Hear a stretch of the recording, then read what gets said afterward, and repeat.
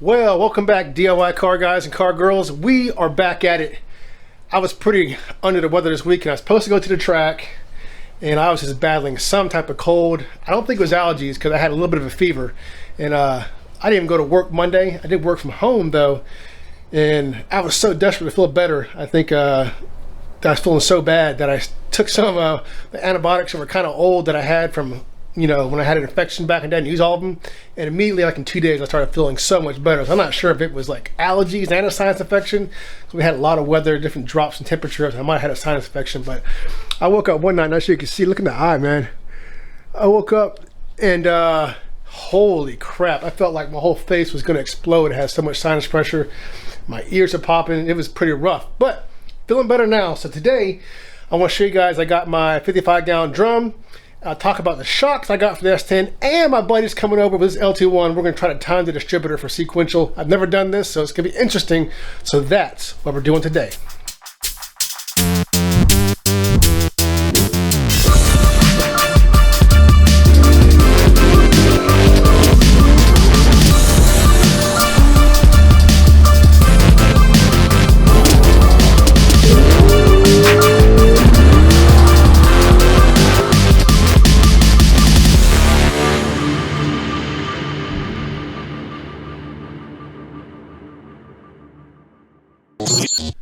Okay, so for this next part, obviously we didn't do the syncing on the distributor. Actually, it's not really a distributor, it's more of a cam sync, because on his LT1, he has a crank trigger in the bottom, so you have to have both of those sync, the whole process, but the computer has to be hooked up. So we just dropped in the cam sync, which is really just like a regular distributor.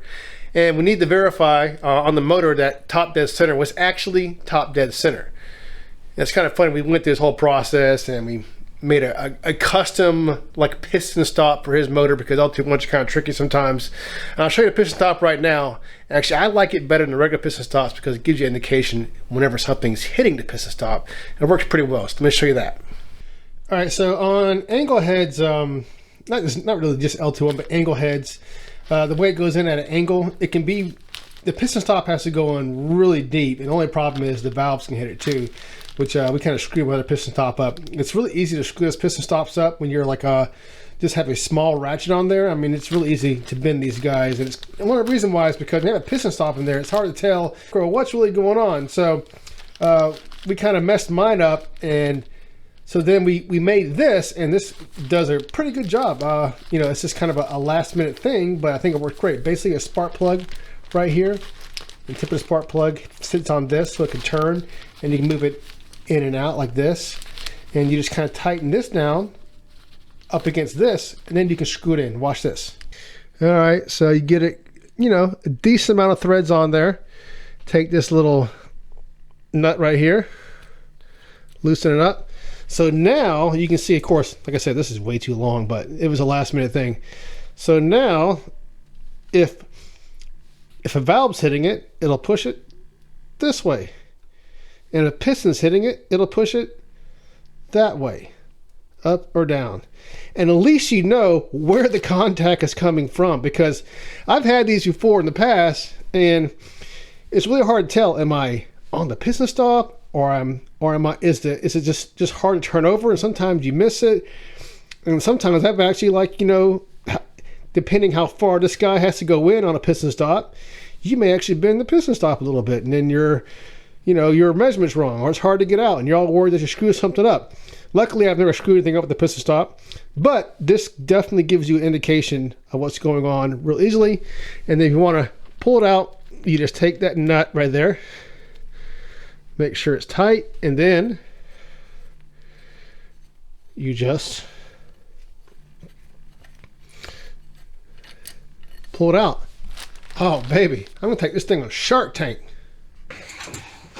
Okay, so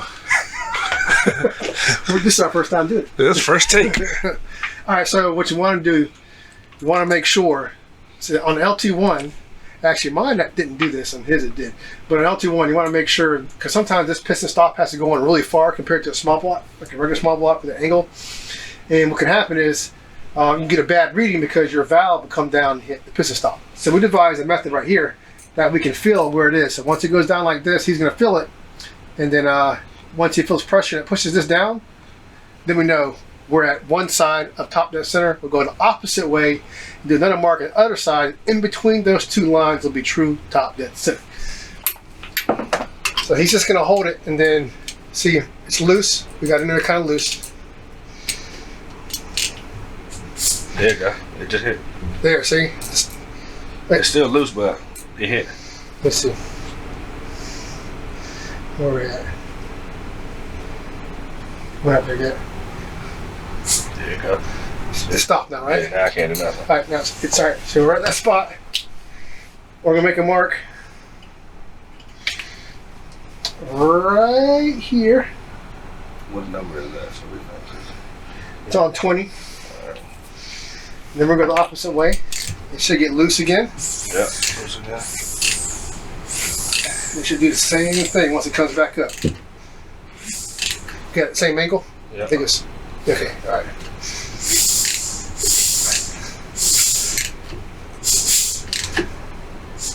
There you go. And right there.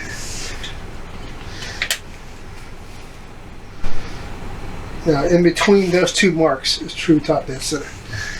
There we go. All right, so we're going to measure this distance to that distance, and in the middle is our true top dead center. 7.4 centimeters. So right in the middle of that. 7.4 centimeters. Divided by 2. None of us can do that shit in our head. 3.7. 3.7. So 3.7. 5, 6, 7.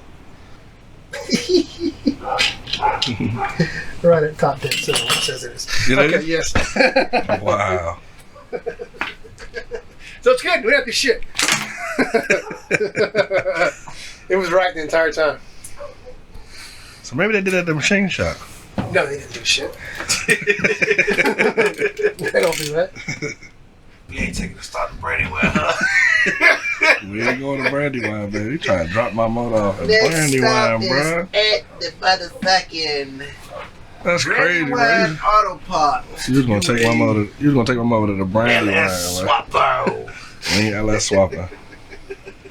Hell no, we ain't LS swapping shit. I mean, they're great motors, but we trying to be a little different. If anything, if we can't get that motor to run right, let me show what we can throw up in there. We may have to resurrect the 355, put a 300 shot in this thing, and we'll see what that thing will do in that big old body. It would be interesting. So, I don't know. This girl's just sitting collecting dust. If anything else, we might put her to work. All right, so let's talk about this pile of garbage. Now, the reason why I didn't go with coilovers. Sorry, hold on.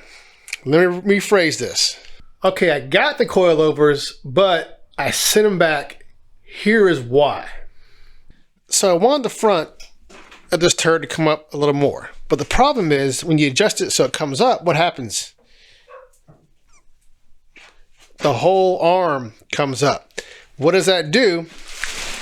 It gives you less travel. So I'm going to leave it the way it sits right here. And the back of this guy, I noticed when it lowered down, my pinion angle changed. So I got to fix that. So I need to get 2 more shims, which will lower the back a little more. Okay, so basically what I'm going to do, I'm getting QA1 shocks, or double adjustables for the front. I'm going to leave the stock springs in there, leave it exactly how it sits right now, because I want it to sit as low as possible right there so it has more travel coming up. And in the back, since I took the helper leaves out, it lowered it down, and now my pinion angle is kind of like this, and it should be like this. So I need to put 4 more degrees of angle in the pinion. So when I put those, I'm going to stack up 2 more shims.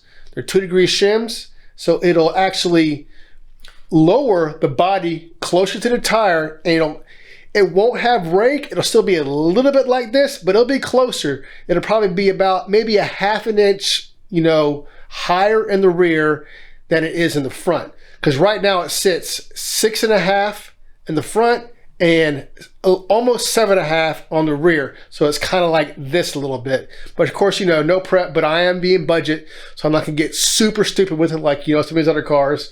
I'm gonna do my best with the money that I have for you budget guys. And we're gonna lower it just a little bit, get that pin angle right, we'll see how it acts. So that's it, guys. That's the plan I have right now. Those parts are coming in. When they get here, we'll put them in there. We'll see how it sits. And like always, keep on wrenching and peace.